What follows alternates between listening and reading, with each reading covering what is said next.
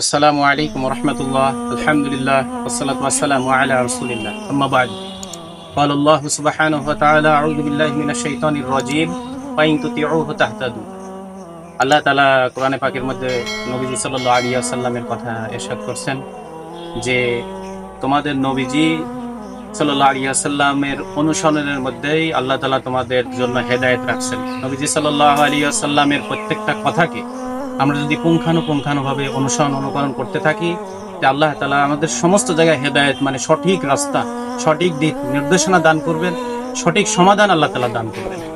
যেমন আজকে দুনিয়াতে ফিতনা ফাসাদ, সব জায়গায় আমরা বিপদ আপদ বালা মুসিবত, বিভিন্ন মানুষের শত্রুতা, বিভিন্ন জিনের অনিষ্টের সম্ভাবনা, বিভিন্ন বিপদ আপদ বালা মুসিবত মানুষের লেগেই আছে।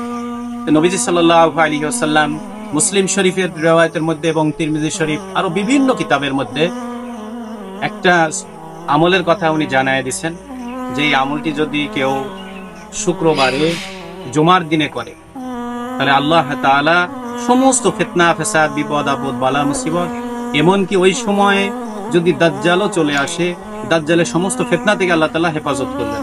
আসলে আজকে সমাজে যত ফিতনা, সেটা পারিবারিকভাবে, রাষ্ট্রীয়ভাবে, সামাজিকভাবে, আন্তর্জাতিকভাবে, সেটা ব্যবসার লাইনে হোক, চাকরির লাইনে হোক, বিনোদনের লাইনে হোক, যত ফিতনা চলতেছে এই সমস্ত ফিতনা কিন্তু দাজ্জালের ফিতনারই অংশ।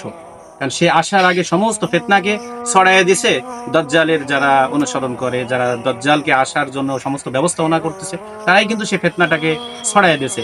তো সেই ফিতনা যেগুলো এখন আছে এগুলাও দাজ্জালি ফিতনা, আর সে আসে ফিতনাকে চূড়ান্ত রূপ দিবেন।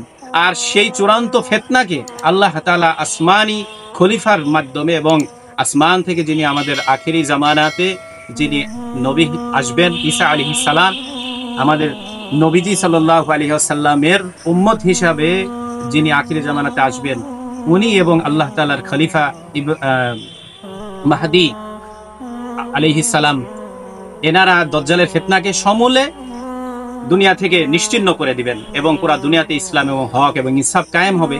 তো সেই ফিতনা থেকে আল্লাহ তাআলা হেফাজত করবেন। সমস্ত নবীগণ দাজ্জালের ফিতনা থেকে মানুষকে সজাগ করছে, সমস্ত নবীগণ।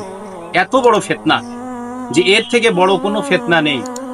সেই ফিতনা থেকে মানে ছোট বড় সমস্ত ফিতনা বালা মুসিবত, এমনকি দাজ্জালের ফিতনা থেকে আল্লাহ পাক ওই ব্যক্তিকে হেফাজত করবে যে ব্যক্তি 15 নম্বর পারা সূরা বানী ইসরাইল অথবা সূরা ইসরা বলে, এই সূরার পরে যে সূরাটা আছে সূরা কাহাফ, এই সূরাটা যে জুমার দিনে পাঠ করবে, আল্লাহ তাআলা সমস্ত ফিতনা থেকে, এমনকি সবচেয়ে ভয়ানক ফিতনা, সবচেয়ে বড় শয়তানি এবং দাজ্জালি যে ফিতনা থেকে আল্লাহ পাক তাকে হেফাজত করবেন।